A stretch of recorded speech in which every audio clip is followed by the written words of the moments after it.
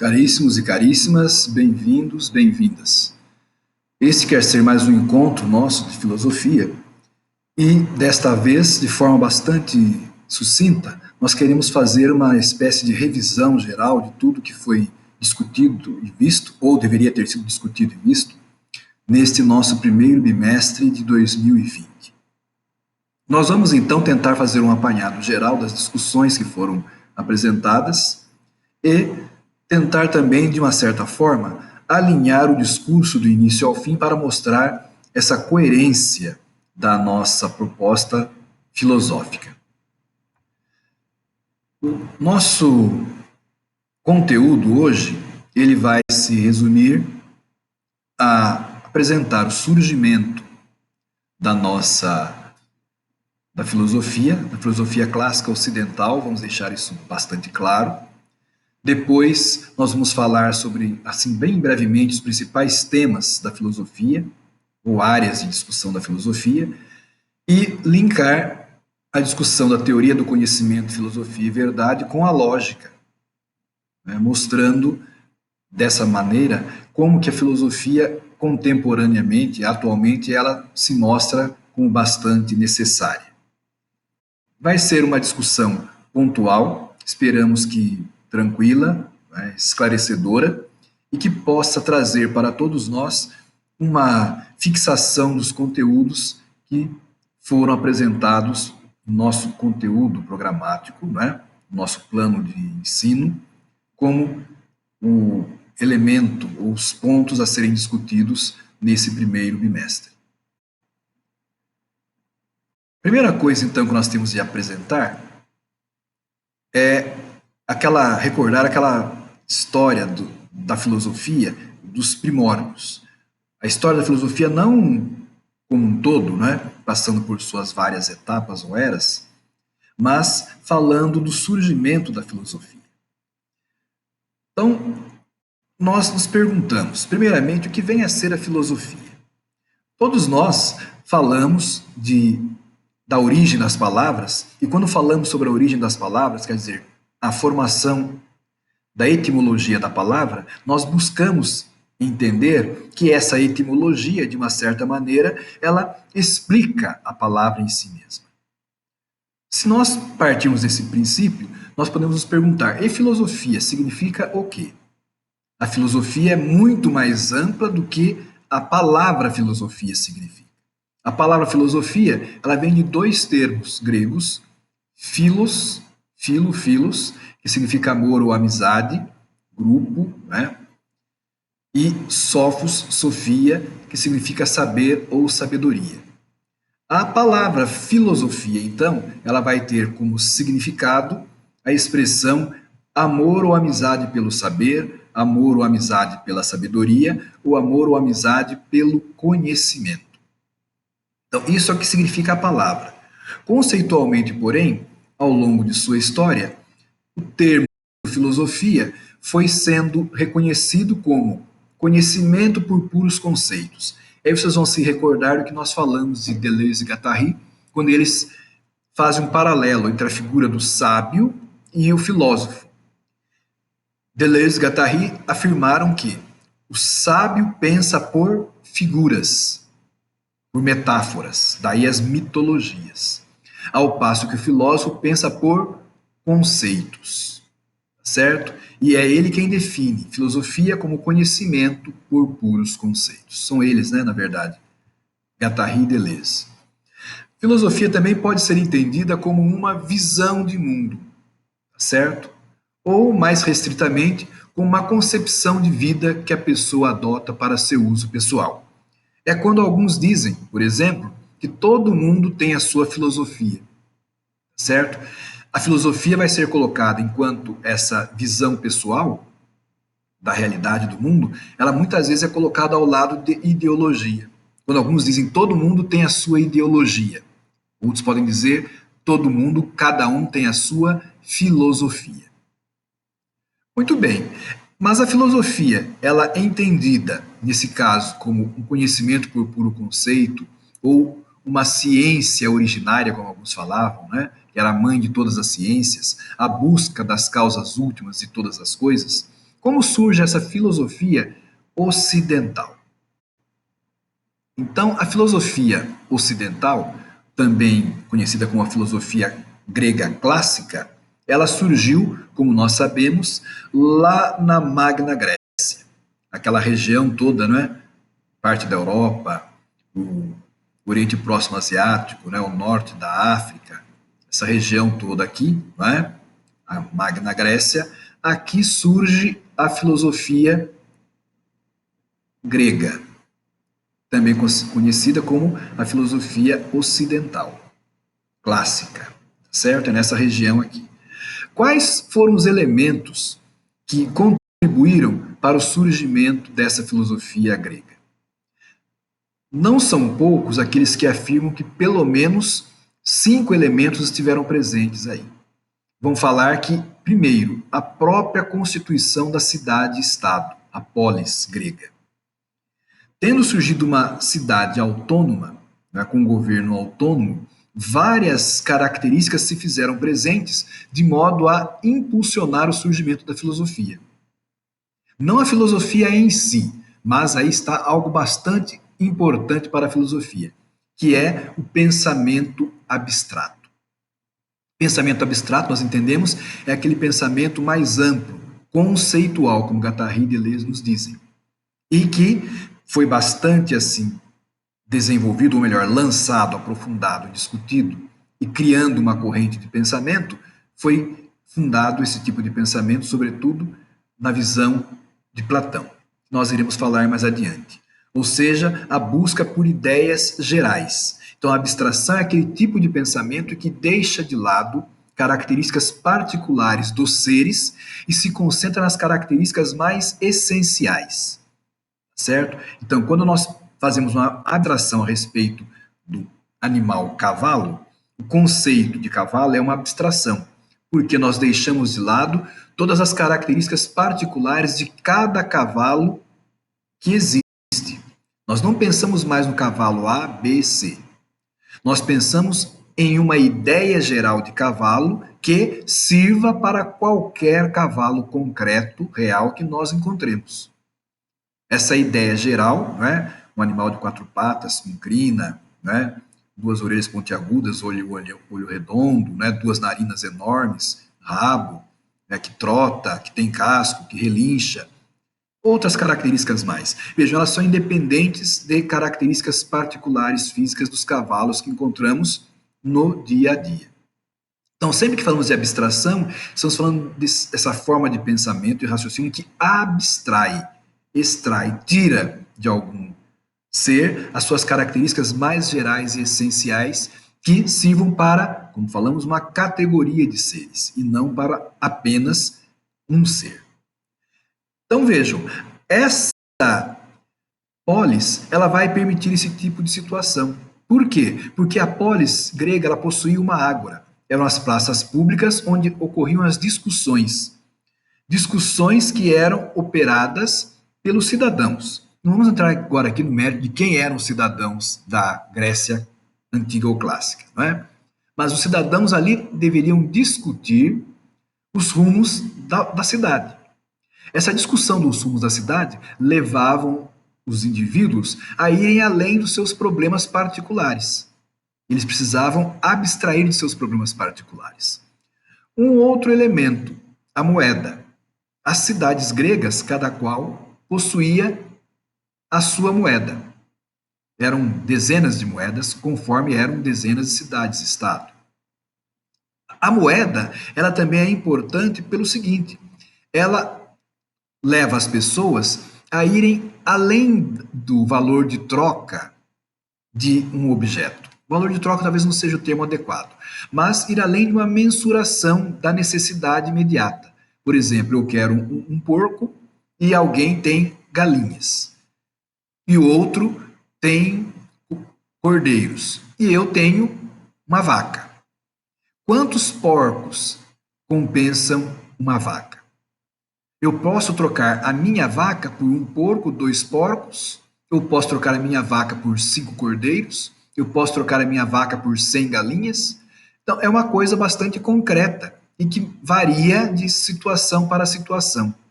Com a moeda, há uma abstração. A moeda tem uma referência que não é ela mesma.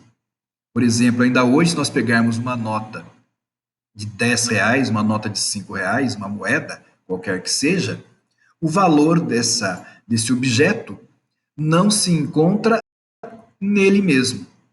Uma nota de R$ 100 vale R$ 100.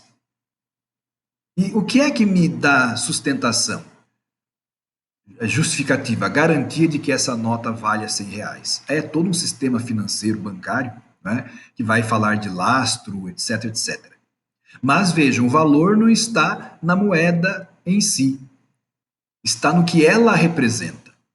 Então, às vezes, a gente até discute, né? Pode discutir isso em aula de economia. Quanto custa para fabricar uma moeda de R$ 1? É muito mais do que R$ 1. Quer dizer, ela é um prejuízo para o Banco Central. Uma moeda de 5 centavos, de 10 centavos, elas às vezes custam 3 vezes, 5 vezes mais o valor que ela expressa. Quanto custa para fazer uma moeda de R$ 2, R$ 5, de R$ 5, 10, 20, 50 e de 100? O valor é similar, certo? E às vezes, como nós falamos, é quase que irracional falar que nós vamos fazer uma moeda de valor X, sendo que ela custa para a produção muito mais do que o valor que ela expressa. De todo modo, então, a moeda leva a essa abstração também, a um tipo de pensamento que vai além da coisa em si. O comércio e as navegações também foram importantes para o surgimento da filosofia. Por quê? Porque o comércio e as navegações colocaram as pessoas em contato com outras crenças e, portanto, em contato também com outras mitologias, cosmovisões, formas de enxergar o mundo. O que significa isso? Aqueles mitos que imperavam em uma sociedade, em uma cidade, aqueles mitos, por exemplo, de criação, né? As cosmogonias. Os mitos que explicavam a origem das coisas, eles eram aceitáveis, admitidos como possíveis, até mesmo como verdadeiros, na sociedade A. Como que surgiu a comida? O milho. O milho foi porque passou uma entidade lá, uma divindade, e chorando as suas lágrimas caíram, depois brotou o milho, por exemplo. Todo mundo acreditava nisso. Fazia suas oferendas a esse Deus para agradá-lo, para que ele propiciasse uma boa colheita de milho, por exemplo.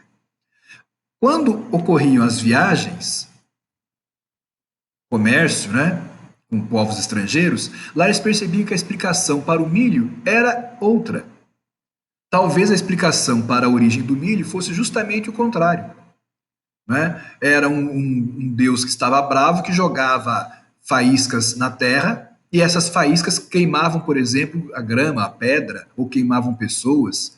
Né? As pessoas que tinham seus cabelos queimados, por exemplo, o cabelo ficava amarelo, quando caía virava milho, vamos supor, né? Que fosse assim.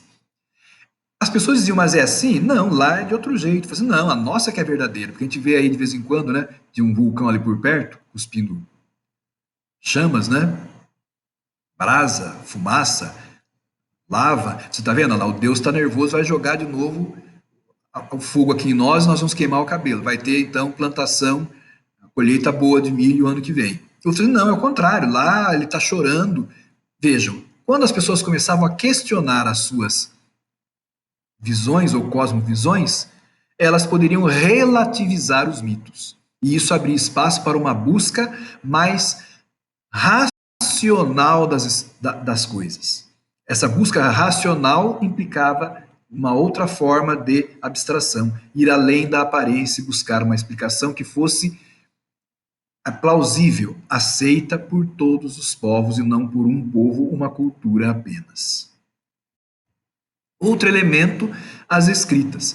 Cada cidade e estado precisava ter uma regulamentação da vida de seus cidadãos. Daí então as leis escritas. Elas colocavam na mão das pessoas, na mão dos cidadãos, o seu destino. Não era mais um destino que ficava na mão dos deuses. Não é? Olhar, por exemplo, algum resultado de magia, olhar as vísceras dos animais, não é? Jogar, por exemplo, pedras para ver a posição que elas caíam, né? As conchinhas. Não. Agora, cada pessoa, cada cidadão teria de discutir na ágora com os seus companheiros, com seus concidadãos, qual o destino, o que aconteceria com uma pessoa se ela praticasse um crime. Então não serão os deuses que vão decidir. Quem vai decidir somos nós. Né? Essa é uma mudança que as leis escritas trazem e que é bastante significativa.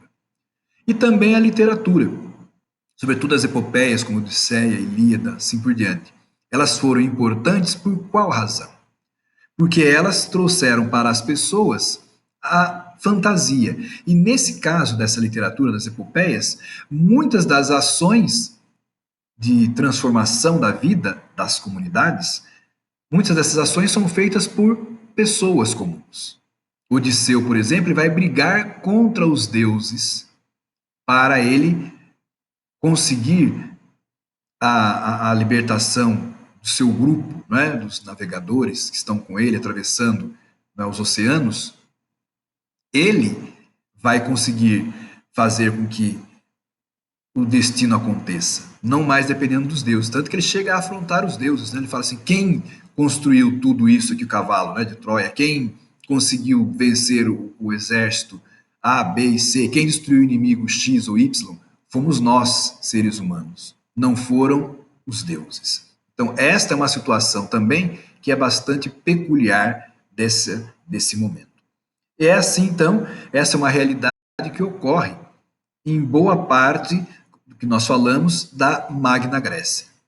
E ao ocorrer nessa Magna Grécia, vão despontar nessas várias regiões muitos pensadores. Vão despontar nessas regiões, então, o que nós chamamos de filósofos. Então nós vamos perceber que em diversas regiões, nas mais variadas regiões da Magna Grécia, surgem os pensadores clássicos, não é? Que vão dar origem ao que nós chamamos de filosofia grega. Certo? Então nós vamos perceber aqui, né, toda a região da Magna Grécia, essa explosão de pensadores. Certo? Alguns dão origem a escolas, né? A escola eleata, por exemplo, a escola jônica. Mas nós temos aqui todos, né, os que fizeram parte dessa revolução do pensamento. Com destaque aqui nós vemos, né, Aristóteles, Platão e Sócrates, sobre os quais nos deteremos mais adiante um pouquinho. Certo? Mas só para nós entendermos. E cada um deles vai buscar, no mesmo momento, um tipo de explicação para a realidade, para o mundo. E isto é um aspecto importante, certo? Por que esses pensadores nesse momento? Será que foi apenas ali na Grécia que se deu essa explosão, essa mudança de abordagem da realidade, da própria realidade humana? Existem teorias, na verdade, Karl Jaspers, né, vai se amparar também em outros autores, né, Alfred Weber, por exemplo, eles vão dizer que não. O que nós presenciamos nessa época não é algo exclusivo, não é um apanágio da Grécia, daquela região ali da Grécia. O que nós percebemos naquela época é justamente o que se chama de era axial. O que é era axial? É a era em que ocorre a emergência de um novo pensamento, porém não apenas na Grécia. Wolfgang Schluster, ele cita Alfred Weber, como nós falamos agora há pouco, e ele fala que a era axial tem uma singularidade. Vou colocar aqui dois grupos de texto para nós, não que nós vamos ler esses textos, né, de ponta a ponta. Nós vamos destacar neles alguns elementos que nos são bastante importantes, certo? Importante que a gente reflita sobre eles. Então, a era axial, vejam, ela tem como principal característica ter surgido entre os séculos IX e VI antes da era cristã. Alguns vão falar séculos IX ou VIII até o século II antes da nossa era. Tá certo? E ela envolve três culturas: a grega, pré-asiática, a indiana e a chinesa. Nesse mesmo momento, séculos nono a segundo, antes de Cristo, nós vamos perceber que surgem em lugares tão distantes como esses aqui, pessoas como Zoroastro, os profetas judaicos, filósofos gregos, além de Buda, Lao Tse e Confúcio. Eles vão apresentar, então, interpretações filosóficas e religiosas do que acontecia no mundo, na vida das pessoas. Tá bom? Vejamos aqui a outra passagem. Tá certo? Entre os anos 200 a 800 a.C., como nós afirmamos, na China aparece Confúcio Lao Tse, Muti Zhuangzi Li Tse. Na Índia,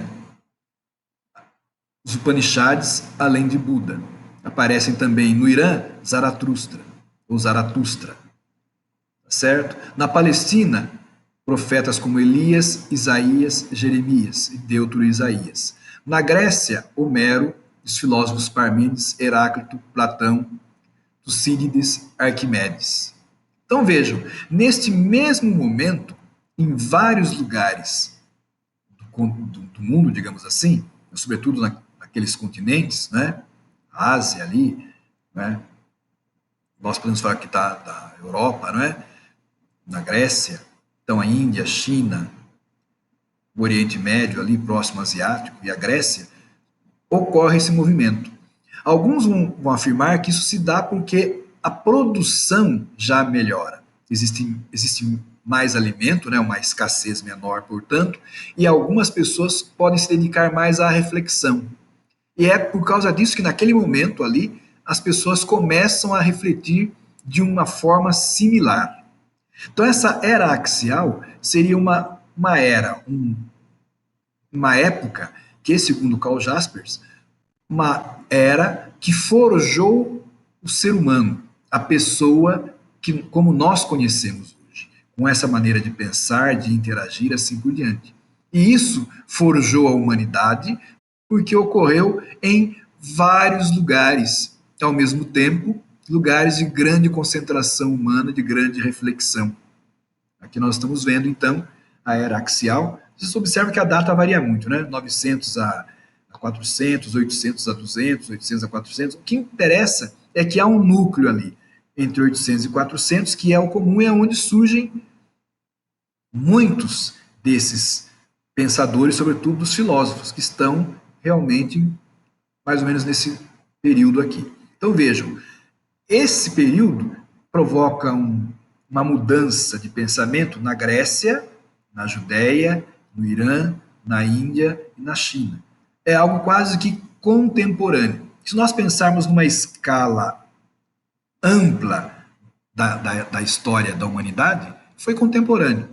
Né? Nós sabemos que, em termos de escala da humanidade, 400 anos não são muita coisa.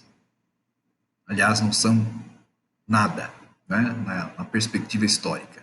Mas é interessante, então, observarmos que, nesse período, vejam, surge ao redor dessa região aqui, surge esse tipo de pensamento, que é o que vai caracterizar o que nós consideramos ou denominamos de filosofia grega. Tá certo? Ela, claro, vai se distinguir dos pensamentos dos chineses, indianos, iranianos, judeus, como nós sabemos, né, por uma característica maior. Essa característica maior consiste justamente em passar de um pensamento que se manifesta através de figuras para um pensamento que se manifesta a partir de conceitos. A evolução ou a explicação poderia ser a seguinte: nós temos no princípio as teogonias, Theos, deuses, gonias, gonos, gênese, origem, eram as narrativas míticas para a origem dos deuses. Então, como que os deuses surgiram? Então, vem lá, né? Um deus surge do braço, da cabeça, né? Um deus que surge das águas, assim por diante. Das teogonias, a explicação da origem dos deuses, passa-se para as cosmogonias, cosmos, universo, né? Bônus, gênese e origem, como já vimos. E aí são as narrativas míticas sobre a origem do universo, do mundo, da natureza, dos seres inanimados. Então, primeiro explicar como surgem os deuses, depois como surge aquilo que nos envolve. Na sequência, nós vamos ter os discursos cosmológicos, ou as narrativas cosmológicas. É a narrativa, porque logoslogia é discurso, tratado ou estudo, é um estudo sobre a origem do cosmos, mas com base racional.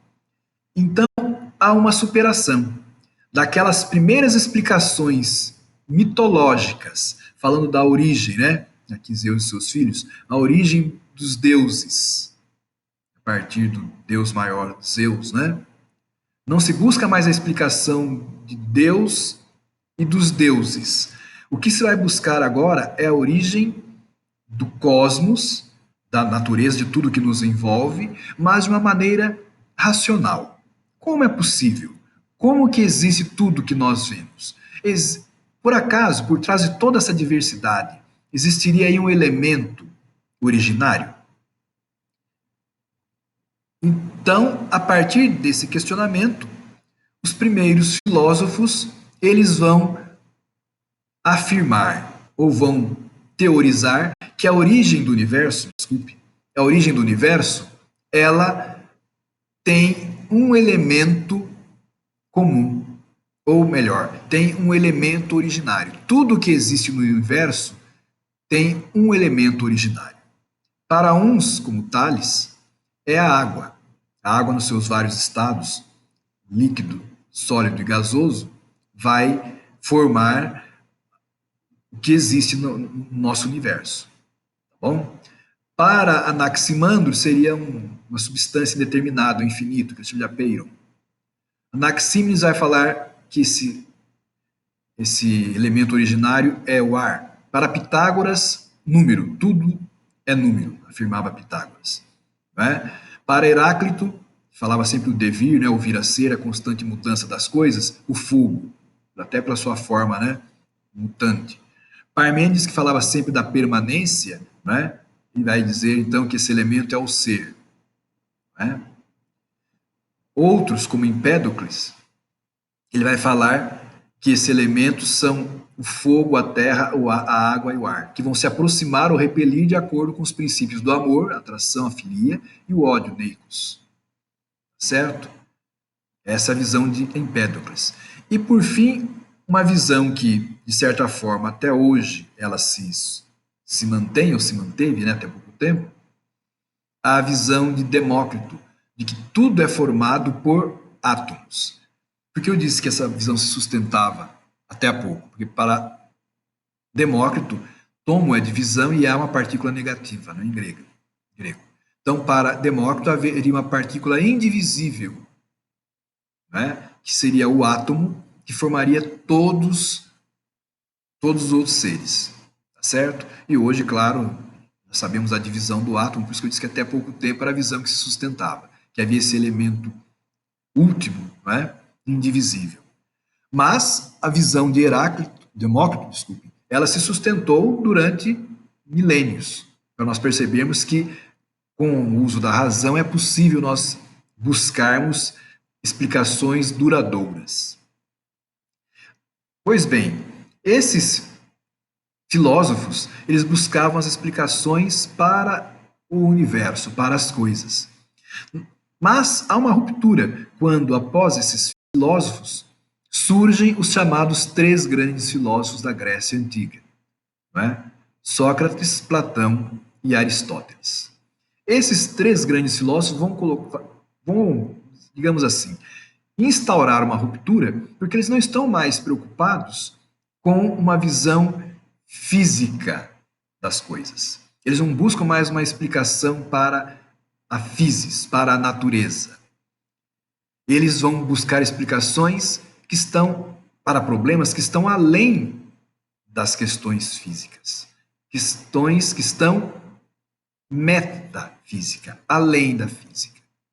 Então esses filósofos eles inauguram realmente uma forma de pensar que provoca uma ruptura, até mesmo com o pensamento inovador dos filósofos iniciais, né, da filosofia grega, que eram, alguns dizem, fisiocratas, buscavam a explicação para o que existia a partir dos fenômenos físicos. Para esses três grandes, esse problema não se colocava mais.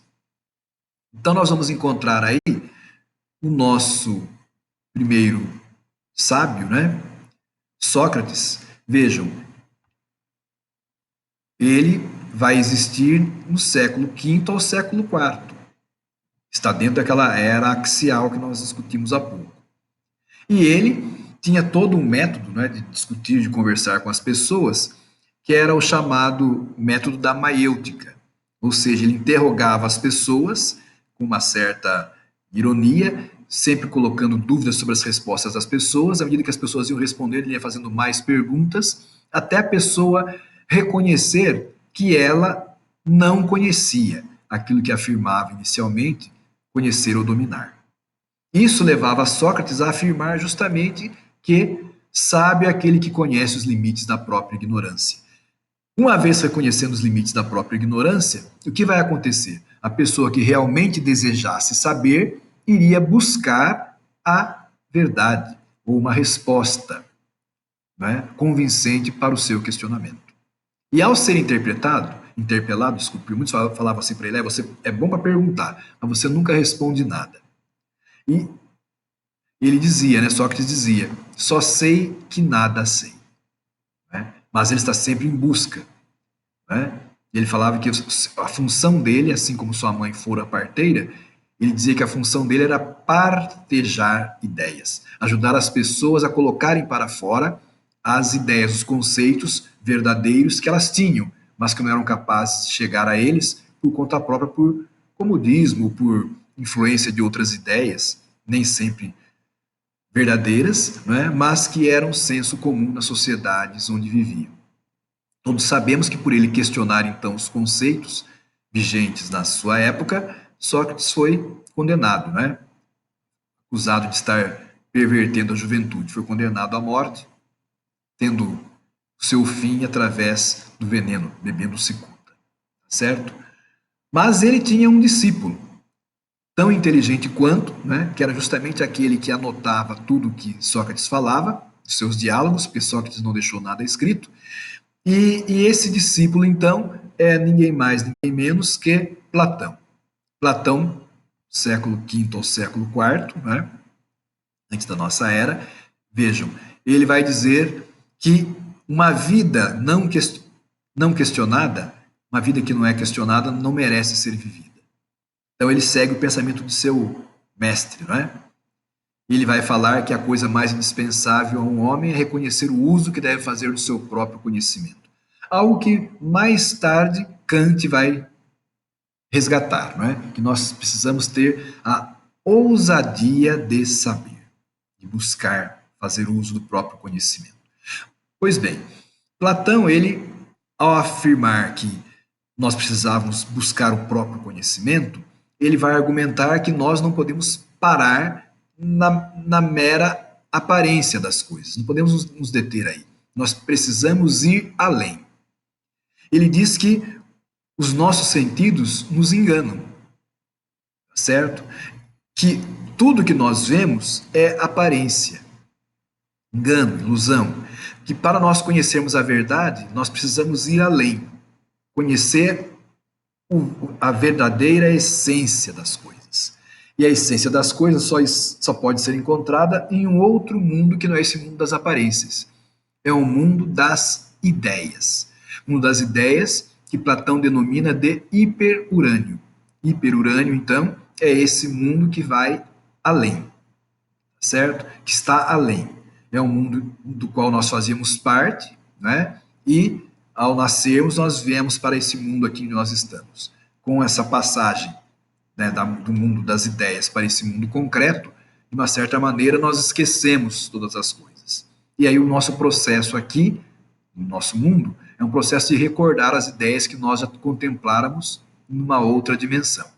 Tanto que Platão pode afirmar, de certa maneira, que educar é recordar, certo? A educação é um processo de memorização, certo? Nós vamos rememorar ou rememorizar aquilo que nós já sabíamos. Então, esse processo de recordação é a educação. E então, esse mundo, ele fala que é o mundo perfeito, não é o mundo das coisas falíveis que nós encontramos no nosso cotidiano. Porque, como nós afirmamos no exemplo do cavalo, né, há pouco, até o cavalo mais perfeito que nós possamos contemplar, ele tem um defeito. Um dia esse cavalo vai morrer. Então ele fala, a imperfeição está no nosso mundo. A perfeição só está no mundo das ideias. E ele ilustra o papel do filósofo como aquele que deve despertar as pessoas desse sonho das ilusões, no seu famoso mito, o mito da caverna. Né? Aquele mito conhecido em que as pessoas estão acorrentadas, né, em uma caverna, a entrada fica às costas dos acorrentados, que não podem se virar, não é, para olhar o que está lá atrás. Eles só contemplam a parte da frente da caverna, o fundo da caverna, e as pessoas, ao olharem para aquele fundo da caverna, vão enxergar apenas sombras. Sombras que são produzidas por pessoas que passam por uma estrada que está na porta da caverna lá atrás, e do outro lado da estrada tem uma fogueira, de modo que a fogueira projeta a luz sobre as pessoas, os seres que passam na estrada, e essa luz projetada, né, sobre os corpos, os seres que estão na porta da caverna, são visualizadas, essas sombras, né, as luzes refletidas sobre os corpos são visualizadas como sombras no fundo da caverna. E as pessoas ouvem um eco, aquele som todo atrapalhado, né, confuso. Mas como nasceram e viveram sempre ali, esses prisioneiros da caverna consideram que aquilo é a realidade. Tendo um dos prisioneiros saído, contemplado o mundo lá fora, a realidade como ela é, ele percebe que viviam em um mundo de ilusão, né? Um mundo errado. Volta então para dizer às pessoas que estão lá para que elas entendam o que é o mundo lá fora. Só que as pessoas, por nunca terem saído, vão julgar que aquele mensageiro, né, que havia saído da caverna e agora retorna, que ele é louco. O que ele está falando não é possível. Platão quer dizer então que a tarefa do filósofo é esta, né, de incomodar as pessoas e despertá-las desse engano. Não é uma tarefa fácil, né, como ele mesmo constata no seu mito da caverna, certo? Nessa sua alegoria da caverna, como alguns dizem. Indo além, também o outro que participava desse grupo, né, também um outro discípulo, estudava lá com o nosso amigo Platão, nós vamos encontrar então agora Aristóteles. Vejam a época em que Aristóteles também vive, né? Século IV ali, para o século III. Ele afirma o seguinte, que as pessoas são felizes em pensar e aprender. E quanto mais as pessoas pensam e aprendem, mais elas vão querer pensar e aprender. A frase é: a alegria que se tem em pensar e aprender faz-nos pensar e aprender ainda mais. E, pensando, a pessoa vai tentar encontrar a verdade. De tal maneira que aquele que tem uma opinião formada e não questiona aquilo que afirma constantemente, pode ser considerado um ignorante. O ignorante afirma, o sábio duvida, o sensato reflete. Então, o que vai dizer o nosso filósofo Aristóteles? Ele, ao se afastando da posição de Platão, não vai afirmar que o nosso mundo real tem de ser desconsiderado. Ele vai falar que nós podemos, pela experiência, pela análise das coisas que estão ao nosso redor, chegar sim a um conhecimento mais aprofundado do que seja essa realidade. Então, a ideia não é algo separado que está no outro mundo, mas ela vai brotar das experiências, das observações que nós vamos fazer, né?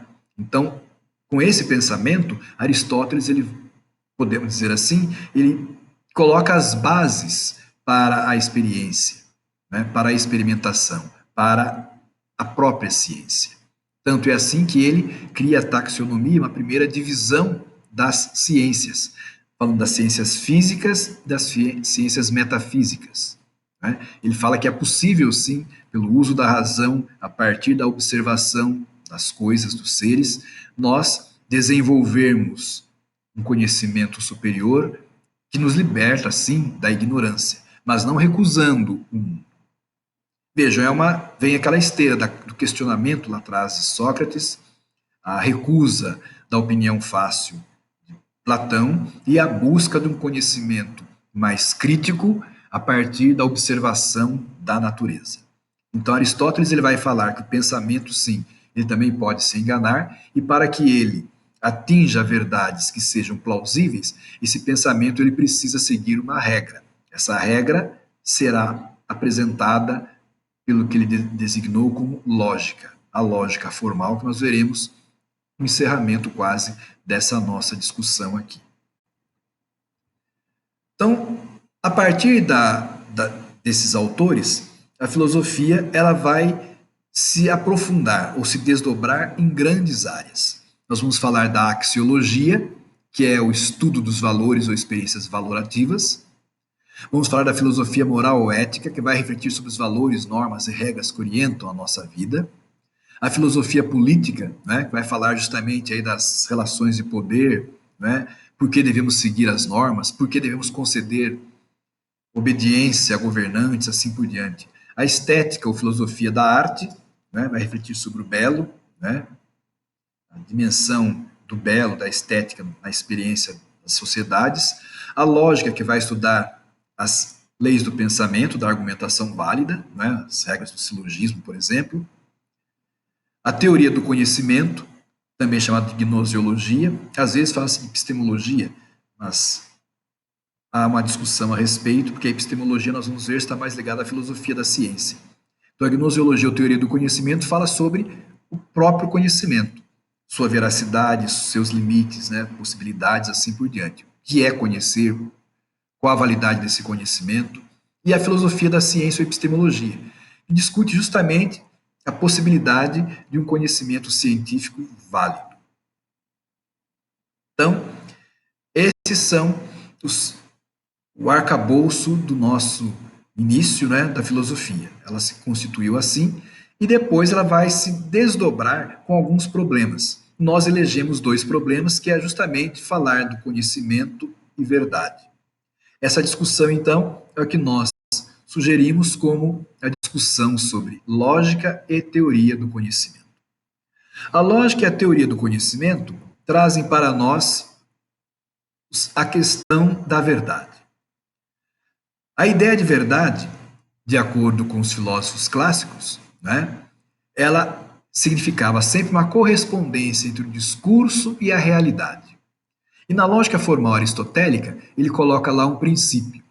Princípio de identidade, o que é, o que não é, não é. Esse é um dos princípios aristotélicos. Na lógica formal aristotélica, dos três princípios que nós vamos encontrar, esse princípio de identidade, ele é primeiro, digamos assim. Então, para discutir a verdade, recorremos ao princípio de identidade. O que é, o que não é, não é. Então, a correspondência entre discurso e realidade é um tipo de resposta à questão da verdade. Porém, nós vamos observar o seguinte: há um outro sentido para a verdade. É quando se aplica a uma realidade específica. E aí disse que a realidade ela é verdadeira em oposição à aparente, à ilusória. Quer dizer, nós precisamos ir além daquilo que aparece. E é famoso aqui o quadro de Magritte, né, onde ele, numa exposição, colocou um cachimbo, né, um tamanho gigante, né, cachimbo lá do seu mais de 1 metro de comprimento, e havia embaixo, né, essa frase: isto não é um cachimbo. Então, aí há um jogo, não é verdade? As pessoas, olhando para aquela figura, falam assim: não, isso é um cachimbo. Mas, ao mesmo tempo, e quem tematiza isso é Michel Foucault, ele vai dizer assim: tá, mas você pode encher de fumo esse cachimbo? Você pode fumar esse cachimbo? Você pode transportá-lo no bolso do seu paletó?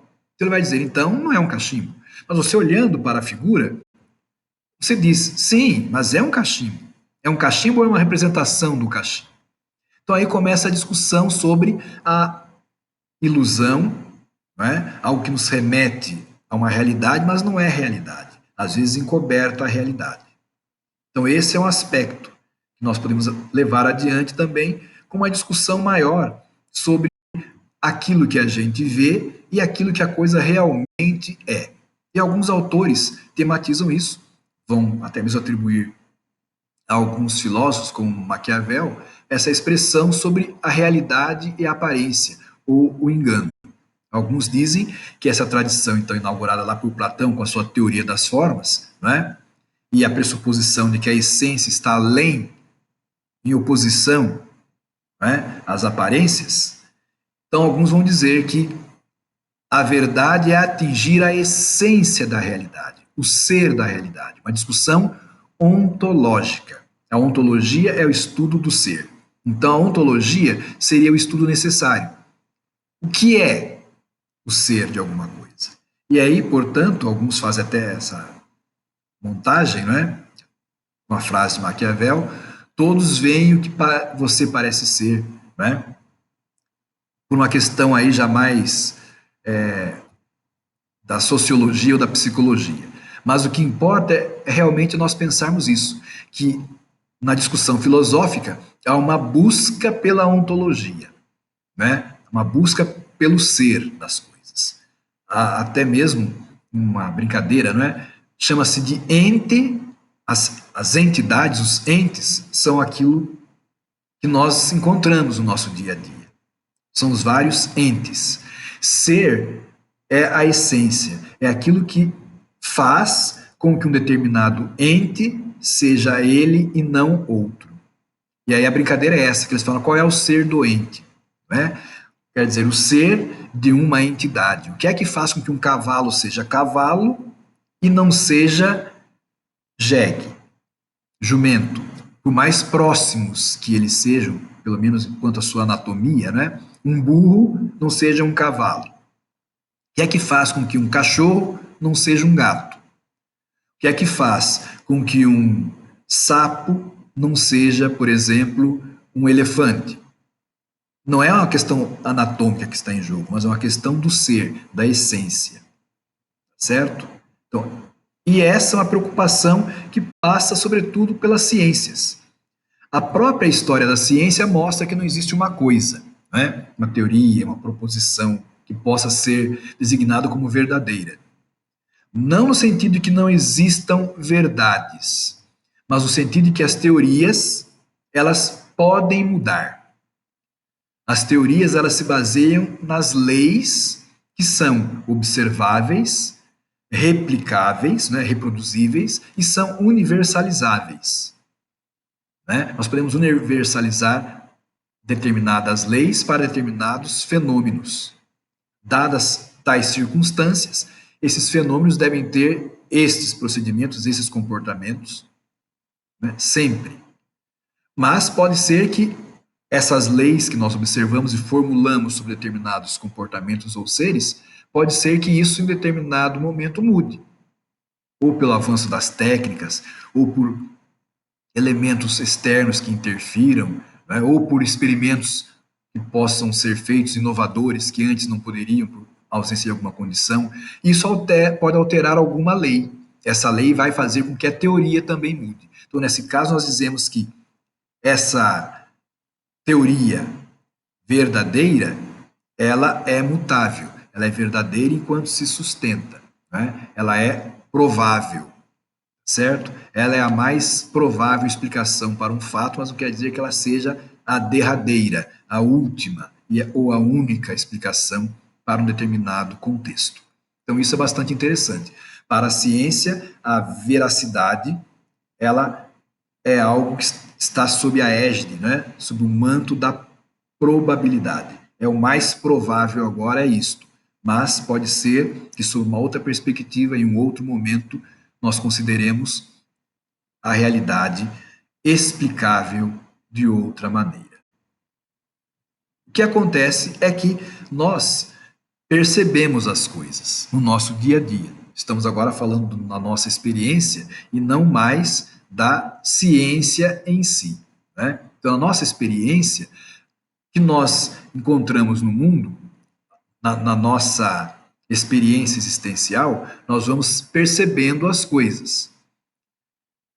Através dos sentidos, nós vamos captando o que está ao nosso redor e a organização dessas sensações nos permite uma percepção do mundo. Mas essa percepção, ela é seletiva. Não quer dizer que nós estejamos atentos a tudo aquilo que chega aos nossos sentidos. Podem chegar vários sons aos nossos ouvidos, né? Mas nem toda sensação sonora, essa percepção, né, do som, vai ser colocada de imediato à nossa consciência. Então é a partir das sensações selecionadas que nosso cérebro vai organizar nossa compreensão de nós mesmos e de tudo que está ao nosso redor, do universo. Porém, o que acontece? Pode ser que essa limitação da percepção, né, do mundo, das coisas, até mesmo das palavras, pode ser que a limitação em perceber tudo, isso aí pode embasar aquilo que nós chamamos de ideologia. A ideologia, então, veja, diz Regis Debray, é tanto aquilo que nos faz enxergar o mundo, quanto também aquilo que nos impede de vê-lo. Porque a pessoa que tem uma ideologia, ela já está, digamos assim, pré-condicionada a ter uma determinada visão de mundo, uma determinada avaliação. A pessoa que tem uma ideologia está pré-condicionada, ela já tem um preconceito.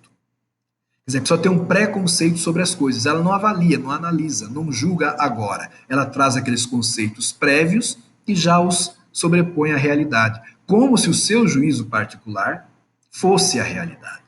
Esse é o problema do preconceito, do pré-juízo. Então, o que acontece é que existem várias ideologias e essas ideologias estão, sim, no nosso esquema cultural.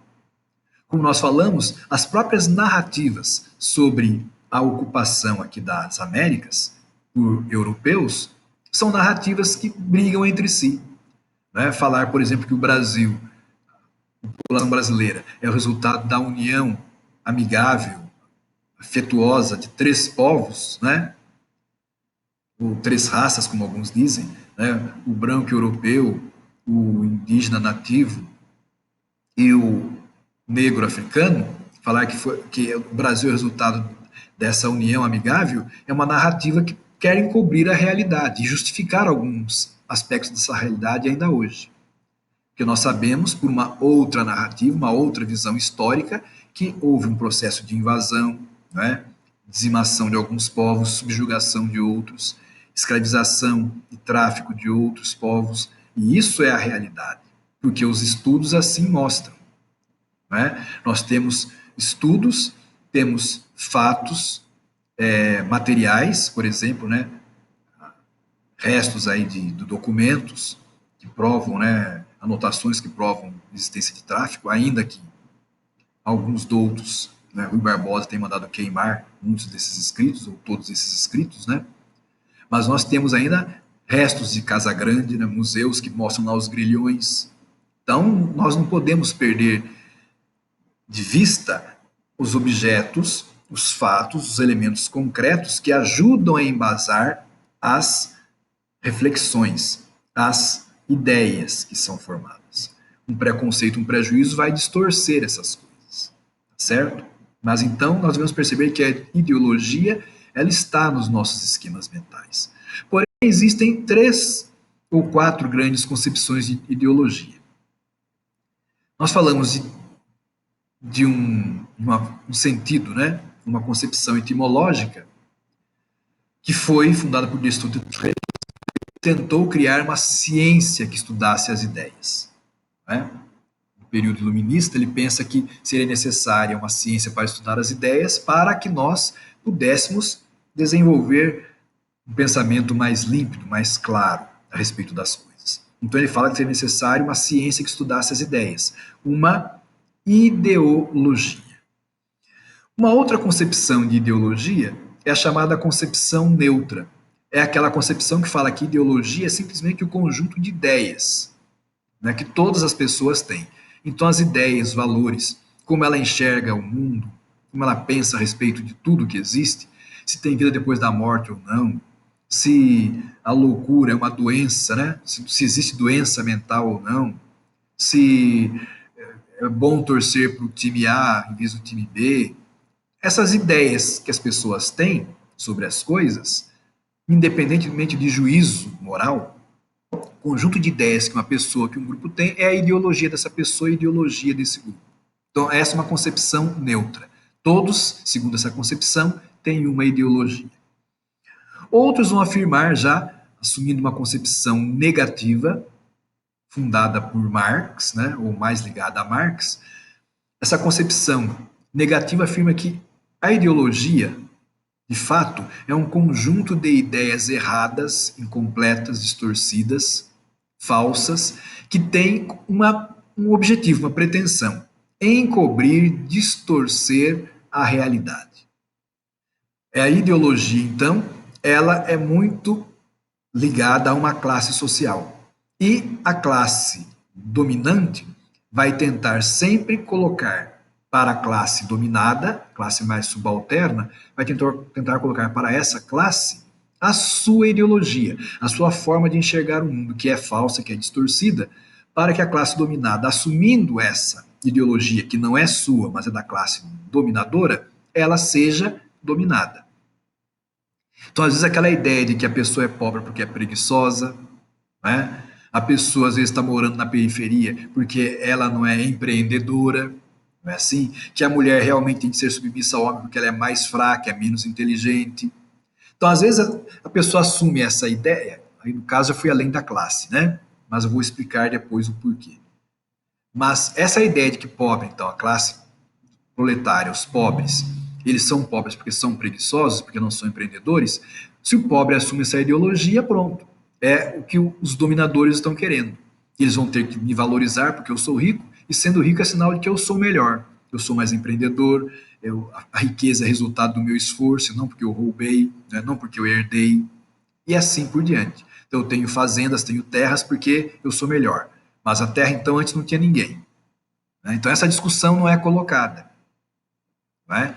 Nós vamos ver mais adiante, Marilena Chauí, ela, ao falar sobre discurso competente, né, ela fala sobre isso.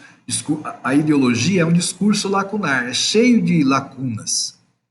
E essas lacunas, quer dizer, a não explicação, né, como essa história que eu falei agora, eu tenho fazenda, mas ninguém diz de onde veio essa fazenda, que meu avô tinha, meu bisavô tinha fazenda, mas como? Então, não explica. Meu avô ganhou essa fazenda de quem? Veio por acaso algum nativo indígena aqui do Brasil e deu a terra para ele? Ou será que ele teve de expulsar, matar, dizimar esses indígenas para se apropriar da terra? Essa lacuna a ideologia não explica, porque ela não pode explicar. Porque quando se preenchem as lacunas do discurso ideológico, ele implode. Certo? Então, esse é o grande problema. E o discurso, na visão de Thompson, a ideologia na concepção de Thompson ela é apresentada como qualquer forma simbólica que é utilizada com um propósito. Qual o propósito? Propósito duplo, né? Estabelecer e sustentar relações de dominação. Vejam, estabelecer e sustentar relações de dominação, nesse caso aqui, não é mais dominação da classe A sobre a classe B, os ricos sobre os proletários, né? Os pobres, os ricos, etc, etc. Não. É toda a relação de dominação. E pode ser uma relação de dominação de gênero, como eu falei. Afirmar que a mulher ela tem de ganhar menos que o homem porque ela produz menos que o homem. Né? Afirmar que a mulher é mais fraca, é menos inteligente, ela é menos empreendedora, por isso ela tem que ficar em casa cuidando dos filhos. Não. Talvez até possamos discutir quem deva ficar em casa para cuidar dos filhos, não abandonar os filhos às instituições, né? Creches, apesar de todo o bem que elas fazem em termos de amparar os filhos, né? Mas não é obrigação da creche educar os filhos. Quem educa o filho, os filhos, filho e filha, são os responsáveis, os pais e mães, tá certo? Mas a gente não coloca isso em discussão porque hoje o modelo econômico que nós temos forçando os pais a buscarem trabalhar cada vez mais para terem os privilégios, ou pelo menos para manterem seus lares, pessoa precisa de uma instituição. Mas nós então temos de questionar: é preciso ter essa instituição? As pessoas devem ser obrigadas a trabalhar? Então, a ideologia, no caso de Thompson, é isso. Às vezes você usa um discurso e fala: não, mulher tem que ficar em casa. Ou algumas pessoas que a gente vê que afirmam, né? Minha mulher fica em casa. Para que a mulher tem que estudar? Não é verdade? Então, esses são discursos ideológicos que estão buscando, como diz Thompson, estabelecer e sustentar relações de dominação. No caso, relação aí de dominação de gênero. Mas pode existir uma relação de dominação de geração, né? Os idosos estão tirando o trabalho dos jovens, esse discurso, né? Todo jovem tem que entrar no trabalho. E o jovem entra achando que já sabe tudo e que já tem que entrar ganhando 10, 15 milhares de reais, né? E às vezes a gente sabe que o trabalho ele pode ser mais bem feito também com mais experiência. A experiência se adquire com o tempo. E aí alguns ficam bravos quando dizem o seguinte: querem que eu vá trabalhar, mas pedem período de experiência, pedem tantos anos de experiência. É óbvio que isso tem de ser feito, né? A gente sabe muito bem, nós que estamos estudando, sabemos disso. Uma coisa é o que a gente está estudando aqui, outra coisa é quando a gente vai para a prática. Porque lá existem fatores que nem sempre a sala de aula coloca para nós. Nós podemos ter uma preparação assim extrema, bastante aprofundada. Vamos supor na administração, na parte da saúde, né, no setor social. Nós podemos ter lá, né, todo um treinamento, uma formação. Mas quando nós caímos em um setor, um departamento, que vem a pressão do chefe, a pressão do usuário no sistema de saúde, né, a pressão do colega, toda aquela questão de assédio, às vezes, não é que nós às vezes não estamos parados, nós não estamos de fato.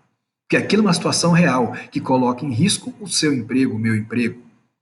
Os treinos, o estágio, ele tem todo um arcabouço de proteção para que o estudante que está em período de formação não seja justamente submetido a essa pressão, por vezes desumana. Então, o que nós observamos é isso. A experiência faz com que a pessoa tenha um traquejo, né, um jogo de cintura para enfrentar determinadas coisas, determinadas cobranças, determinadas injustiças. Então, para nós percebermos, há que se fazer um diálogo também entre essas relações de dominação. E essa é a concepção de ideologia de Thompson. Tá certo? De um modo geral, então, como nós dissemos, pode-se afirmar que a ideologia é essa falsa consciência, essa falsa representação que as classes têm de si, e aí uma visão de Marx, uma visão ideológica marxista, né? É esse discurso que, em vez de explicar a realidade, ao contrário, tenta distorcer, ocultar, manipular, né, a realidade das pessoas, certo? Então, às vezes, a gente vai a um determinado local, pronuncia um discurso, mas esse discurso ele não está explicando a realidade. Na verdade, ele está distorcendo a realidade. E aí nós temos de nos questionar, ok, como que nós podemos fazer, então, para implodir esse discurso ideológico?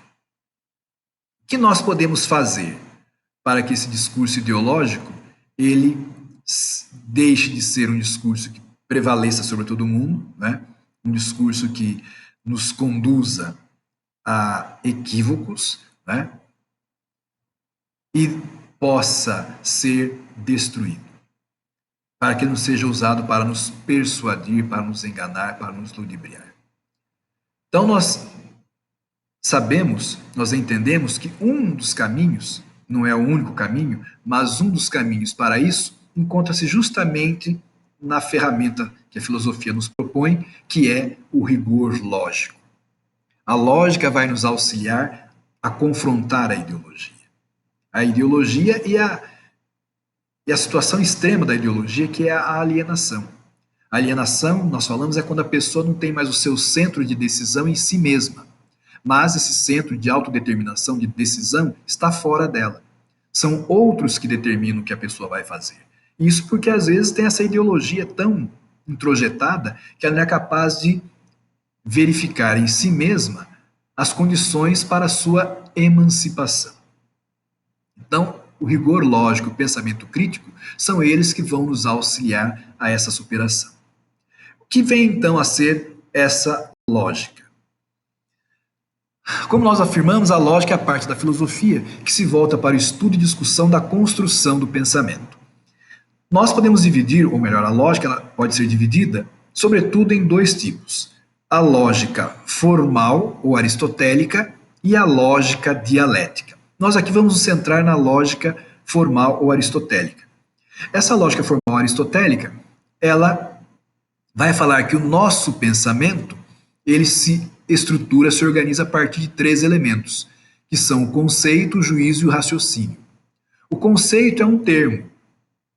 Vulgarmente nós podemos dizer que é a identidade, a identificação de um ser, um nome. Então nós falamos assim, mesa, cadeira, notebook, né? Leonides. Esses são conceitos. Esse conceito ele tem extensões. Quando se aplica a apenas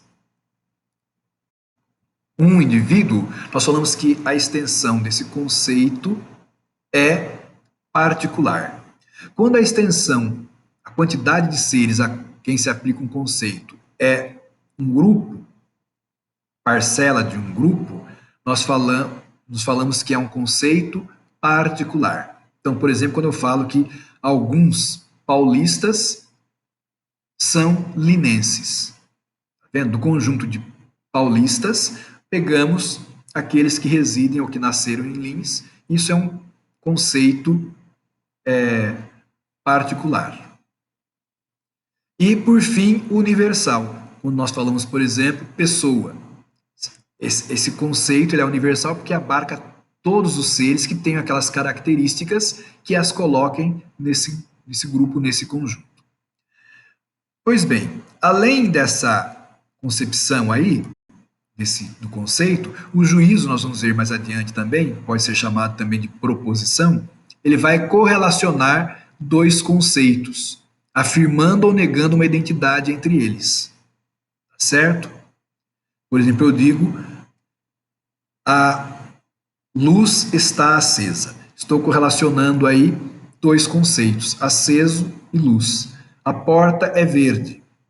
Porta e verde. O céu não é vermelho. Estou aí negando a identidade do conceito de céu e da cor vermelha. Certo? Geralmente, quando nós falamos de conceito nas dimensões universal, particular e singular, é mais bem expresso esse conceito dentro da formulação de um juízo. Então, nós vamos falar de juízo ou proposição universal, particular ou singular, certo? É a forma como o conceito é apropriado dentro do juízo que nos mostra que ele é universal, particular ou singular. Então, eu digo, Leonides é um professor, ponto. É um juízo, uma proposição singular. Alguns paulistas são linenses. Uma proposição, um juízo particular. Todo ser humano é mortal, ou as pessoas são mortais. Um juízo, uma proposição na extensão universal. Já o raciocínio, nós vamos falar sobre os tipos de raciocínio depois, o raciocínio ele implica em a correlação de dois ou mais juízos, extraindo deles um outro juízo que é a conclusão. Então, mais adiante nós vamos falar sobre isso, né, quando falarmos dos tipos de juízo, de raciocínio, e falarmos também da argumentação. A lógica aristotélica colocou para nós também os conceitos, né? Conceito de ato e potência, certo? O que é o ato, o que é a potência? O ato é o ser já com todas as suas capacidades, vamos dizer assim, já existentes, já realizadas, certo? E a potência é um ser que tem as suas capacidades ainda não desenvolvidas plenamente. Então, se nós olharmos uma semente de laranjeira, digamos assim, a semente da laranja, né? A semente da laranja, ela tem dentro dela, em potência, uma laranjeira com outras laranjas. Mas enquanto ela não for plantada e não se desenvolver, ela continua sendo uma semente. Em ato, ali, ela é uma semente atualizada, é uma semente atualizada, mas potencialmente é uma laranjeira. Quando nós plantamos, ela se desenvolve e começa a produzir, né?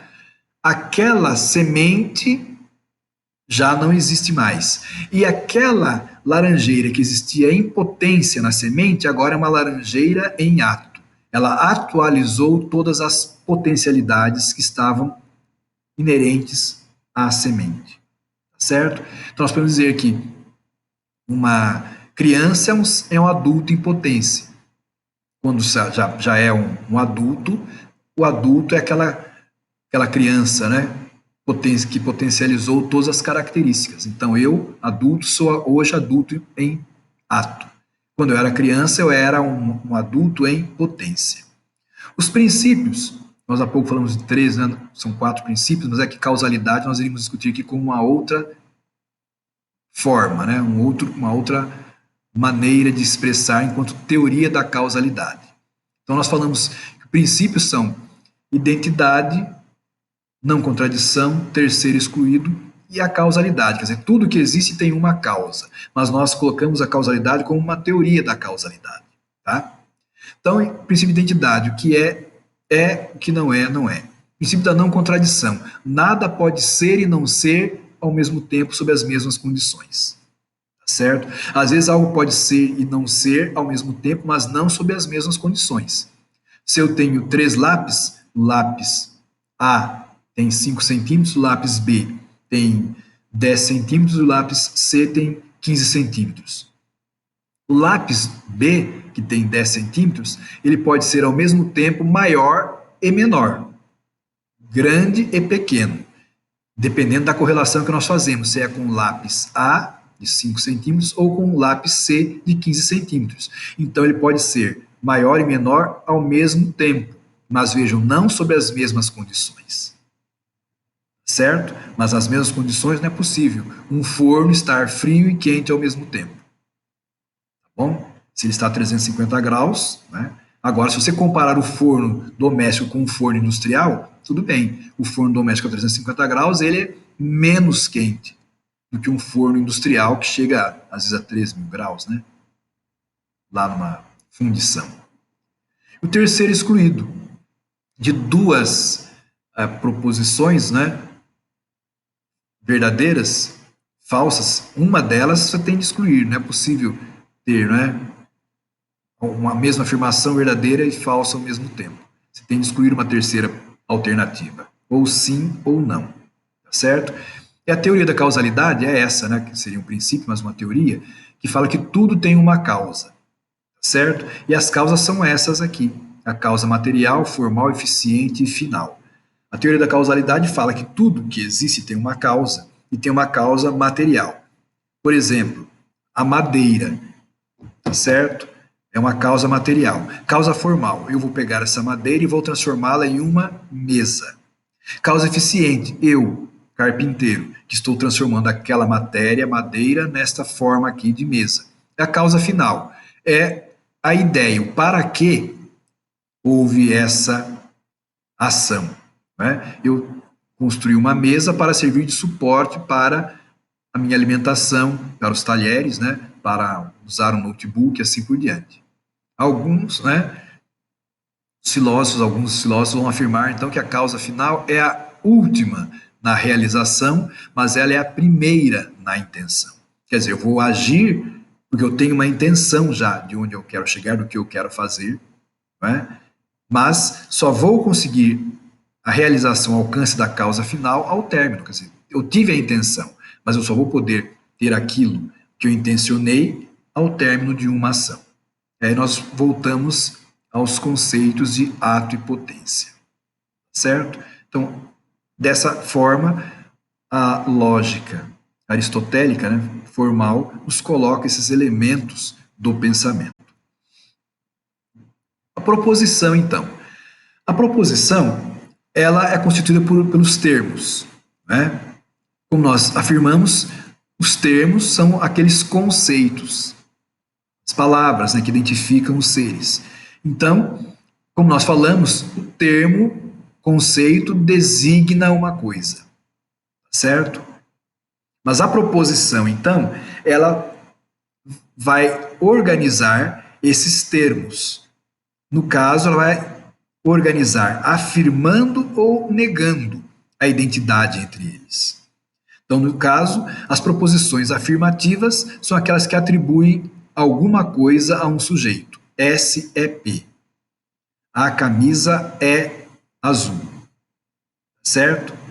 Então, S é P. Estou atribuindo ao sujeito S, caneta, o qualificativo, predicativo azul. As negativas, as que separam o sujeito de alguma coisa. S não é P, certo? Então, a camisa não é roxa. Então, S, camisa, não é P, o atributo ou qualificativo aqui. Tá bom? Essa é a estrutura da proposição que nós também podemos indicar como sendo o juízo. E a argumentação? A argumentação, por seu turno, ela é a correlação ou desenvolvimento encadeado de argumentos. Foi o que nós afirmamos lá atrás. A argumentação é uma espécie, vejam, de raciocínio. Nós vamos ver mais adiante que há uma distinção entre argumentação e raciocínio. Mas o argumento correlaciona argumentos. Os argumentos, desculpe, né? Aqui há um equívoco, viu? É um conjunto. A argumentação é um desenvolvimento encadeado de argumentos, mas o argumento é um conjunto de proposições. Tá? Então vejam bem, a argumentação, quando alguém fica argumentando, ele está encadeando argumentos. Tá? E o argumento é um conjunto ou correlação de proposições. Nós falamos atrás que proposição podem ser juízos, aquela correlação entre termos ou conceitos. Tá bom? Então, o argumento é quando nós temos essa correlação de proposições, de juízos, que vão buscar ali uma correlação, comprovação, que é a conclusão. A argumentação pode envolver vários argumentos. Então, às vezes, quando a gente está conversando com alguém, tentando convencer alguém de alguma coisa, essa argumentação é quando nós vamos encadear vários argumentos, sendo que esses argumentos consistem de várias proposições que têm, essas proposições, conclusões decorrentes, logicamente, das proposições iniciais. No silogismo, a gente chama dessas proposições iniciais de premissas, que são colocadas antes. Né? As proposições iniciais são as premissas e a proposição final é a conclusão, né? Decorrente dela, certo? Então, a conclusão é uma proposição que deriva das outras, certo? E ela sempre vai estar vinculada logicamente, não pode extrapolar aquilo que as proposições colocam antes. Como nós dissemos, então, essas proposições anteriores, esses pressupostos, são as premissas, tá? São esses juízos anteriores que vão embasar uma conclusão. Por exemplo, se eu falo assim, veja a minha proposição. Todos os seres humanos são mortais, tá vendo? Há uma proposição, um juízo em que eu correlaciono, atribuo, né, ao conceito, ao termo humano, o qualificativo de mortal. Todos os seres humanos são mortais. É uma proposição, um juízo universal. Está falando que todo indivíduo que pertence àquele conjunto de humanos tem essa característica, a mortalidade. Todos os seres humanos são mortais. Essa é a premissa ou a primeira proposição. Vem aí uma segunda premissa, ou segunda proposição. Eu, Leonides, sou humano. Veja, nessa proposição eu estou colocando um termo, não é, singular, diz respeito apenas a mim, não é, colocando esse termo vinculado com, lá em cima, o humano. Tá certo?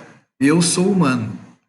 Conclusão, proposição final, né? Logo, se todo ser humano é mortal, se eu sou ser humano, qual é a resposta possível? Qual é a conclusão? Logo, eu, Leonides, sou mortal. Tá certo? Então vejam, esse é um raciocínio, esse é um argumento, né, com as proposições ali dentro. Nós vamos verificar adiante que a lógica formal ela se atém à forma do raciocínio, do argumento. Mas nem sempre ele vai ter conclusões verdadeiras. Por quê? Porque a forma como nós desenvolvemos o raciocínio, às vezes pode estar errada, tá certo? Eu posso, por exemplo, construir um raciocínio de maneira errada. Todo ser humano é mortal. Mimi, minha gatinha, né? Não tenho essa gata, mas aqui vai o exemplo. Mimi, minha gatinha, é mortal. Logo, vejam, se eu coloco o termo de comparação, o mortal, a coisa aí fica complicada, né? Então vejam, Mimi, ela é mortal, logo Mimi é humana. A estrutura estaria correta, mas o conteúdo não. Então, isso que nós temos de discutir entre argumentação, ou argumento, e raciocínio. E é o que nós vamos ver mais adiante. Certo? Então, aí está. Embora estruturalmente sejam semelhantes, o argumento não se confunde com o raciocínio. Porque o raciocínio, como nós falamos, ele é formal. Ele se atém apenas à consequência das correlações entre os juízos ou proposições. Aquilo que eu falei, né? Mimi, correlação com o mortal ali, que faz uma ponte, ao chamado termo médio, né? A ponte lá com o ser humano. Então, é somente isto aqui que o raciocínio busca, né? Ele vai se ater ao aspecto formal das correlações. Já o argumento não. Ele tem por propósito convencer, persuadir alguém a respeito de alguma coisa. E como que ele vai fazer isso? Buscando um encadeamento o mais convincente, o mais adequado possível entre as proposições, para que a conclusão ela seja convincente, admissível. Que essa conclusão ela se imponha pela força das proposições ali presentes. Tá certo? Então, isso deve ficar claro para nós. Um outro aspecto também interessante que nós temos de observar é esse, né? A proposição, ela é um juízo ou pensamento que vai ser considerado verdadeiro ou falso em uma frase declarativa, certo? A frase declarativa é que a pessoa afirma alguma coisa. Hoje está chovendo. Estou declarando um estado do tempo. Alguém pode constatar que isso é verdadeiro ou falso. Essa é uma declaração, certo? É o contrário de uma ordem. Saia daí. Ninguém tem de discutir se saia daí é verdadeiro ou falso. O que a pessoa pode discutir se é verdadeiro ou falso seria a justificativa do porquê eu devo sair. Saia daí, porque o céu está trovejando, que está caindo raio. Eu posso dizer, não, não está caindo raio, não está trovejando, não está nem chovendo. Então vejam, ó, a declaração foi a segunda proposição que eu fiz. A primeira não tem nada de declaração, né? Saia daí. Não. Ou então perguntar, amanhã vai chover? Também aí não há uma declaração. Não posso dizer que isso é verdadeiro ou falso. Tá certo? Por isso que a proposição ela é sempre uma frase declarativa, diante da qual a pessoa pode se posicionar como sendo aquela declaração verdadeira ou falsa. E por isso é que nós vamos ter uma conclusão que vai nos mostrar a validade do que foi solicitado, tá certo? Então é isso que nós falamos. Ó. Proposição é a elaboração de cada premissa. E o argumento é a elaboração de raciocínios. Tá bom? E todos devem ser tomados na mesma acepção, na mesma extensão. Caso contrário, nós vamos incorrer em alguns erros. Então, como nós falamos, existem dois tipos de raciocínio. Nós vamos falar, na lógica formal, né? Nós vamos falar do raciocínio dedutivo e do raciocínio indutivo. Essa argumentação, o raciocínio dedutivo, é aquele que parte de uma premissa maior. Ou seja, premissa maior é aquela em que a proposição, o juízo, ele tem um termo que está tomado na concepção mais ampla, certo? Então, aqui no caso, todos os humanos são racionais, certo?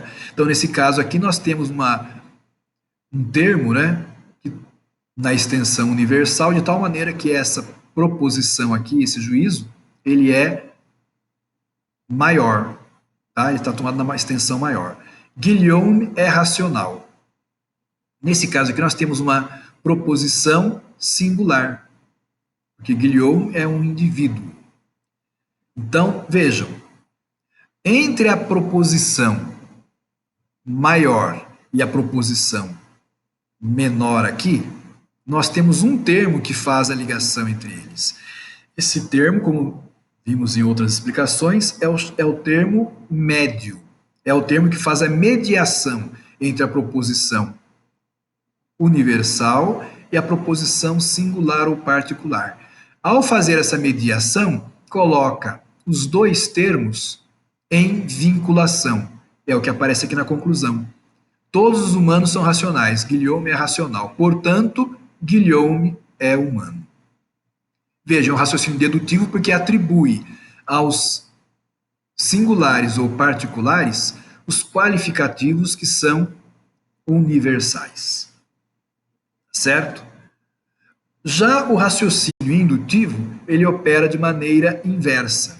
O raciocínio indutivo, ele vai partir de proposições singulares, enumerando, né, os predicativos desses conceitos particulares, aqui os singulares, generalizando para o conjunto, quer dizer, tentando universalizar, tentando criar uma proposição na sua extensão universal. Então, eu pego aqui, por exemplo, uma proposição singular. O objeto 1 é de ferro e se dilata com o calor. O dilatar com o calor aqui, tá vendo? Seria o qualificativo, predicativo aqui. Né? O objeto 2 é de ferro e se dilata com o calor. De novo, predicativo. O objeto 3 é de ferro e se dilata com o calor, etc, etc. Eu posso, observando que se dá sempre a correlação entre o ser de ferro e a dilatação com calor, que parece ser uma constante, então vou fazer a generalização. Logo, né, se até mesmo o objeto N é de ferro se dilata com calor, assim como os objetos 1, 2 e 3, posso concluir que, logo, o ferro se dilata com o calor. Tá certo? Eu vou aqui gerar, então, né, esse qualificativo universalizável, observando que todos os singulares dessa categoria, ferro, né, tem a mesma característica de dilatar com calor, esse mesmo qualificativo, né, então eu posso generalizar. Esse é o raciocínio indutivo. Partir de proposições singulares, ou às vezes particulares, para generalizar, formando uma proposição universal. Mas nós podemos nos perguntar por outro lado, será que os raciocínios, então, eles são sempre assim? Verdadeiros? Sempre conduzem a conclusões aceitáveis? Infelizmente, nós observamos que não, né? Existem argumentos que, na sua estrutura, podem estar construídos como uma estrutura com aparência de verdade, mas que os seus conteúdos não o sejam. Então, nós vamos perceber que esse é um tipo de argumento que tem o nome de falácia. Falácia é um argumento construído de uma maneira, uma forma falsa ou errônea. A falácia pode ter dois tipos. Nós podemos falar aqui, nós podemos classificar a falácia como paralogismo ou sofisma. As duas formas são argumentos que têm falhas na sua construção. Porém, a distinção entre falácia como paralogismo e falácia como sofisma consiste em que, no paralogismo, não existe a intenção de enganar o interlocutor. Já no sofisma, sim. Sofisma é um argumento construído com a intenção de se enganar o outro. Certo? Existem, então, as falácias formais, aquelas que vão contrariar as regras do raciocínio correto. Vejam, é a forma ali que está errada. E as não formais, quando os erros, os enganos, decorrem da inadvertência ou falta de atenção ao nosso tema. Ou então porque ocorre a ilusão, por ambiguidade na linguagem ou por alguma outra forma de se utilizar a linguagem. Tá certo? Então, a formal é quando a estrutura do raciocínio não está correta. Então, é uma falácia formal. A estrutura está equivocada. Não formal. A forma está correta, mas existem elementos internos a essa forma que vão comprometer a validade da argumentação. Certo?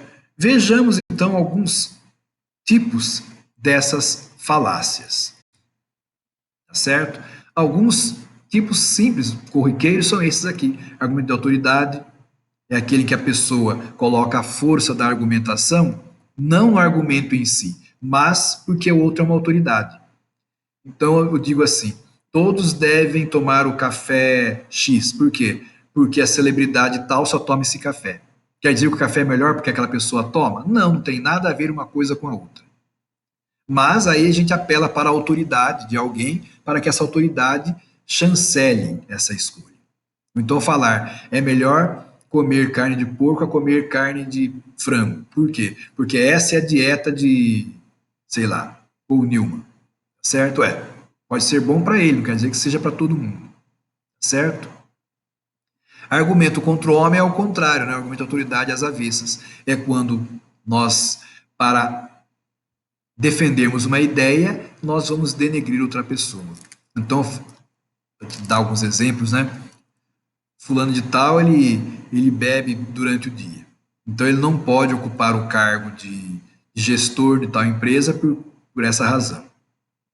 O fato de ele beber durante o dia não diz quanto ele bebe, nem se bebe muito, se bebe pouco, né? Nem se ele bebe bebidas fortes ou fracas. Veja, a gente já tem um pressuposto, fulano bebe durante o dia, bebe água, né? Então, argumento contra o homem, porque ele bebe, não, né? Podia ser pior, fulano de tal, ou ele, a Julieta não pode ser presidente da empresa porque ela é uma mulher, né? O que significa isso? Porque ela é uma mulher, não pode ocupar o cargo. O fulano não pode ocupar o cargo porque ele tem uma conduta sexual com a qual eu não concordo. Né? Uma orientação sexual, desculpa, com a qual eu não concordo. Não tem nada a ver uma coisa com a outra.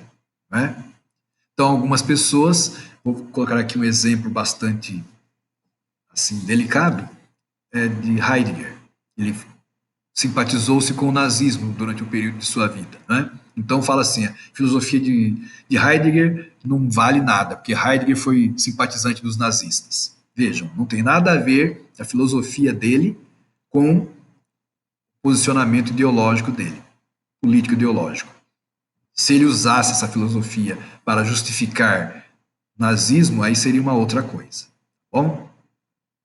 Falácia de acidente, ignorância de questão, petição de princípio, equívoco, etc, etc. Isso aí tudo nós já encaminhamos subsídios, vamos colocar outros subsídios à disposição posteriormente, mas só para dizer, esses são tipos de falácias, argumentos construídos com o propósito de conduzir o ouvinte, não, o interlocutor, ao engano, tá certo? Esses são os mais comuns, né? Petição de princípio ou círculo vicioso, né? Quando a pessoa fica repetindo uma coisa, mas não prova aquilo que deveria provar no princípio, né? O exemplo comum é aquele do ópio. Por que o ópio faz dormir? Porque ele tem um princípio ativo dormitivo. Mas qual é o princípio ativo dormitivo? A pessoa não responde. Ignorância de questão, né? Também é muito comum, às vezes a gente percebe, até o exemplo dado é o exemplo do advogado, que é o defender o criminoso. Né? Ele foi lá e cometeu um crime. Vamos supor que ele desviou dinheiro da empresa. Quando ele está no tribunal, a pessoa vai lá e fala: ele é um bom chefe de família, ele nunca chegou atrasado ao emprego, não tem uma multa de trânsito. Esses elementos não têm nada a ver com a questão de desviar dinheiro da empresa. Né? Talvez se for usar como atenuante, mas veja, isso é uma ignorância da questão. Está se discutindo, desviou, está provado que desviou, mas é aí. Tem aqui a prova, ele acessou o sistema da empresa, mostra aqui o desvio, né? Tem a prova que o dinheiro caiu na conta dele logo em seguida. Então não adianta ficar falando que ele é um bom pai. Talvez até tenha cometido esse desvio de dinheiro da empresa para ajudar a família, ok, né? Mas isso não vem justificar. Talvez seja até nesse caso aí um agravante, certo? Mas isso aqui nós já indicamos em outro momento, a gente pode recorrer a esses elementos depois também, esses subsídios. Certo? Encerrando, a gente vai falar então sobre a falácia, persuasão e pensamento crítico, argumentando justamente isso, né? As falácias elas podem ser usadas para persuadir alguém, né? A persuasão é essa tentativa de sempre convencer alguém de alguma coisa. E hoje em dia se fala muito disso, né? Até se fala de armas da persuasão, etc, etc. Fala-se muito disso na área da propaganda, né? E assim por diante. Nas muitas obras por aí de pensamento positivo, certo? Mas nem sempre a persuasão ela tem maus propósitos, né? E a persuasão é uma argumentação. O que vai nos auxiliar então contra a má persuasão? Nós podemos dizer que o que nos auxilia contra a má persuasão é o pensamento crítico. Por quê? Porque nós vamos buscar sempre, através do pensamento crítico, verificar se a argumentação ela é verdadeira, se os argumentos são bons. Será esse pensamento crítico que vai nos capacitar também para buscar, formular bons argumentos. E, ao fazer isso, nós vamos justamente poder utilizar essa argumentação em relação a nós mesmos, para tomar decisões na nossa vida pessoal e na nossa vida profissional, certo? E isso é uma coisa que a gente vai aprendendo com o tempo. Tem de ir treinando também isso aí. Tem de ir utilizando na própria vida os princípios da lógica, da boa argumentação. Isso porque tomar decisão não se reduz a um aspecto pontual, né? Ela envolve vários elementos. Então, quando a gente toma uma decisão, nós trazemos para uma decisão experiências que nós temos, expectativas que nós alimentamos. Ao somar tudo isso, nós vamos tomar então uma decisão. Por isso que nós devemos ter um pensamento o mais organizado possível, sem receios, mas também sem nos lançarmos desprovidos de precauções que sejam necessárias. Então, os testes pelos quais nós devemos nós devemos submeter os nossos argumentos são esses três aqui. Que deve haver boas razões para que as premissas sejam aceitas, as proposições. Elas devem ser verdadeiras e elas devem se impor. Depois, o argumento, a relação das proposições deve ser realmente válida, essa relação, o encadeamento deve ser forte. O argumento ele deve se apresentar com proposições realmente válidas e bem encadeadas. E essas proposições, enquanto premissas, devem ser o mais plausível. Essas premissas devem ser as mais plausíveis do que sua conclusão. Ou seja, a conclusão não pode extrapolar o que as premissas colocam. Certo? Essas premissas têm de ser fortes o suficientes para que a conclusão se imponha. É isso que nós temos de observar. A força de uma argumentação está nas premissas, certo? Nas pressuposições que nós vamos colocando, para que a conclusão seja algo como que natural, que seja aceitável por decorrência. A conclusão não pode ser maior que a premissa, porque vai, digamos assim, exigir outras justificativas. Se a conclusão for extrapolar as premissas, os pressupostos, nós vamos ter de apresentar outros pressupostos que justifiquem essa conclusão. Portanto, aí a conclusão não é válida, se ela deixa aberta oportunidade para algum questionamento, porque ela está exigindo uma outra justificativa, que é uma outra proposição. Aí nós quase caímos naquilo, né? Na petição de princípio. Nós chegamos a uma conclusão sem ter embasado o caminho que conduz até ele. Essa foi uma revisão, então, talvez um pouco extensa, né, das nossas discussões nesse primeiro bimestre. O que eu gostaria que ficasse claro para nós é aquilo que o próprio Kant falou, que nós discutimos um pouco no nosso texto, sobre a questão correlacionada ao entendimento. A resposta à pergunta, o que é o esclarecimento? Nós vimos que a resposta que Kant coloca é justamente a de nós irmos além do que aparece para nós. Nós temos de pensar, questionar, criticar sempre o que nos é proposto, porque nós estamos, infelizmente, vivendo atualmente tempos de ideologização dos discursos, predomínio de fake news. E, como tentamos mostrar, dentre as melhores armas para nós nos precavermos das armadilhas que são colocadas à nossa frente, dentre as melhores armas, repito, estão a lógica e o pensamento crítico. E elas nos são proporcionadas pela filosofia. Encerremos então com Kant, quando ele diz: tenhamos a coragem de nos servir do nosso próprio entendimento. Ou, usando a frase, lendo a frase dele, né? Sapere aude. Tenha a coragem de te servir de teu próprio entendimento. Tal é, portanto, a divisa do esclarecimento. Ousa saber. Encerramos assim, então, essa nossa revisão. Eu deixo para vocês o convite. Ousem saber. Façam como sugeriu Aristóteles, né? Cultivem a alegria de pensar cada vez mais e saber cada vez mais. Que isso só vai aumentar a nossa vontade de pensar e saber. A todos, muito obrigado e até uma próxima ocasião.